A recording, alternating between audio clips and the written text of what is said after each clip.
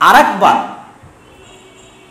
দ্বিজাতি তত্ত্ব, যেটার প্রতিষ্ঠাতা স্বপ্নদ্রষ্টা আল্লামা ইকবাল, যেটা বাস্তবায়ন করেছে মিস্টার জিন্নাহ আর সহ তার সাথে যারা ছিল, শেরে বাংলা একে ফজলুল হক, হোসেন শহীদ সোহরাওয়ার্দী, যেটার ইতিহাস শেখ মুজিবুর রহমান অসমাপ্ত আত্মজীবনীতে লিখে গেছে, কিভাবে কলকাতা ইসলামিয়া কলেজের ছাত্র থাকা অবস্থায় হোসেন শহীদ সোহরাওয়ার্দীর অধীনে স্বাধীন পাকিস্তানের পক্ষে লড়কে লেঙ্গে পাকিস্তান, ছিনকে লেঙ্গে পাকিস্তান, স্বাধীন আলাদা পাকিস্তানের পক্ষে তারা লড়াই করতেন।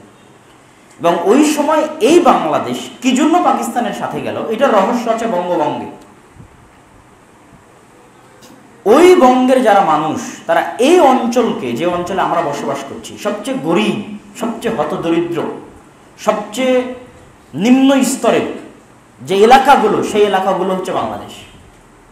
এবং এখানে মুসলমানদের আধিক্য ছিল।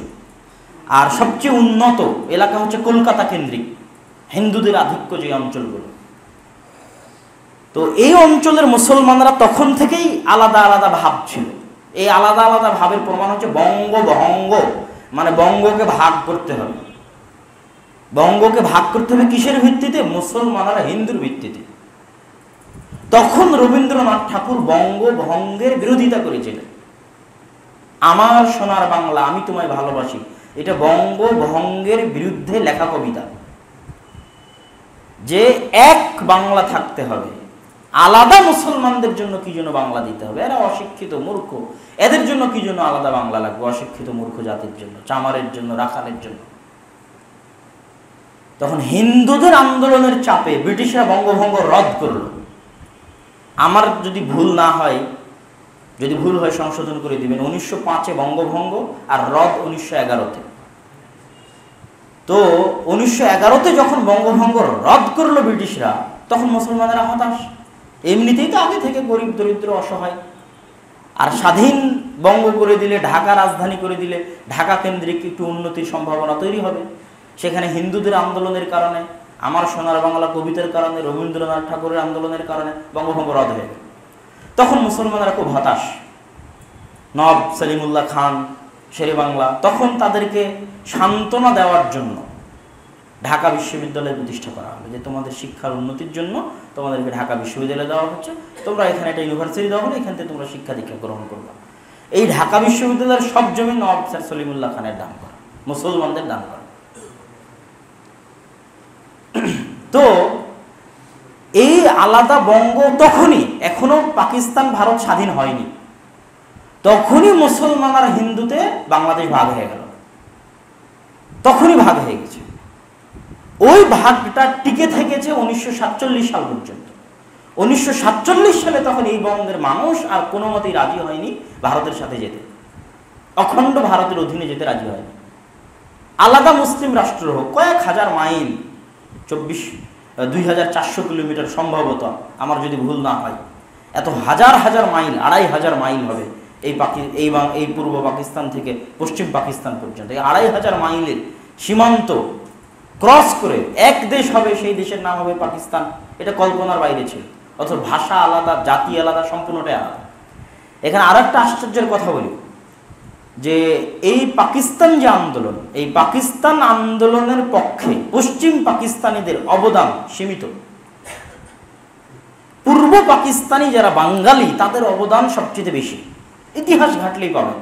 ধরেন পাকিস্তান প্রস্তাব 1935 সালে লাহোর প্রস্তাব সর্বপ্রথম কে পেশ করলো ব্রিটিশদের সামনে? শেরে বাংলা একে ফজলুল হক। ওটা তো পশ্চিম পাকিস্তানিরা পেশ করেনি, ও তো এই বাংলাদেশের বাংলাদেশি বাঙালি পেশ করলো পাকিস্তান আলাদা করার প্রস্তাব। হোসেন শহীদ সোহরাওয়ার্দী, শেরে বাংলা একে ফজলুল হক, এরা সবই ছিল পাকিস্তান আন্দোলনের মূল নেতা। ওই পশ্চিম পাকিস্তানের জন্য, তাদের ওই পাকিস্তানে যারা বসবাস করছে, তাদের সেরকম কোনো অবদান ছিল না। এমনকি পরবর্তীতে 1971 সালের আগ পর্যন্ত যে দুইটা যুদ্ধ ভারত পাকিস্তান হয়েছে, এই দুইটা যুদ্ধে ইস্ট বেঙ্গল রেজিমেন্টের যে অবদান, ইতিহাসের পাতা থেকে এগুলো মুছে ফেলা হয়েছে, কেউ জানে না। ইস্ট বেঙ্গল রেজিমেন্টের সেনাবাহিনীর যে অবদান, ওই পশ্চিম পাকিস্তানিদের কোনো অবদানই নাই। আছে, আমি একদম না করব না, কিন্তু পুরো পাকিস্তানের পিছনে এই বাংলাদেশের বাঙালিদের অবদান বেশি। সেটা কিসের কারণ? এই পুরোটাই ছিল ইসলামের কারণে। তাহলে এই স্বাধীন আলাদা বাংলাদেশের ভূখণ্ডের ইতিহাস 1971-এ শুরু নয়। আজ আমার ছেলে মেয়েকে, আমার সন্তানদেরকে সবসময় পড়ানো হচ্ছে 1971 থেকে তার পরবর্তী। আফটার 1971 যদি পড়ানো হয়, সে তার পরিচয় হারিয়ে ফেলবে। ও হিন্দুদের সাথে মিশে যাবে, তার আদর্শ, তার সংস্কৃতি, তার চলাফেরা হিন্দুদের সাথে মিশে যাবে। তখন সে বলবে হয় আমি জাতীয়তাবাদী, না হয় বলবে আমি ধর্মনিরপেক্ষতাবাদী। কিসের ধর্মনিরপেক্ষ, কিসের জাতীয়তাবাদ? এ বাংলাদেশের প্রতিষ্ঠা তো জাতীয়তাবাদ দিয়ে হয়নি, এ বাংলাদেশের প্রতিষ্ঠা তো ধর্মনিরপেক্ষতাবাদ দিয়ে হয়নি, এই বাংলাদেশের প্রতিষ্ঠা তো শুধু ইসলামের কারণেই হয়েছে। এটা পুরো ইতিহাস প্রথম থেকে পড়ে আসতে হবে। গৌড় রাজধানী তো বাংলাদেশে, ইখতিয়ারউদ্দিন মতিন বখতিয়ার খিলজি তো বাংলাদেশ জয় করেছে, স্বাধীন সুলতানি শাসন আমল তো বাংলাদেশে, ব্রিটিশ বিরোধী আন্দোলনের অবদান বাংলাদেশে, পাকিস্তানের পক্ষে আন্দোলনের অবদান বাংলাদেশে, বঙ্গভঙ্গের বিরুদ্ধে আন্দোলনের অবদান বাংলাদেশে।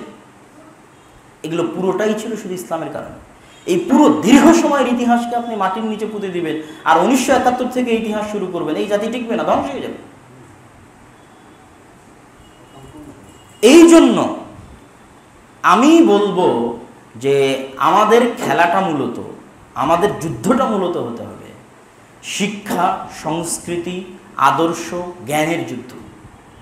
সেই স্বাধীনতার ক্ষেত্রে কয়েকটা সমস্যা দেখা দেয়। 1 নম্বর, 1905 থেকেই, 1900-র শুরু থেকেই ব্রিটিশরা বোঝা শুরু করেছিল যে ক্ষমতা তাদেরকে ছেড়ে দিতে হবে।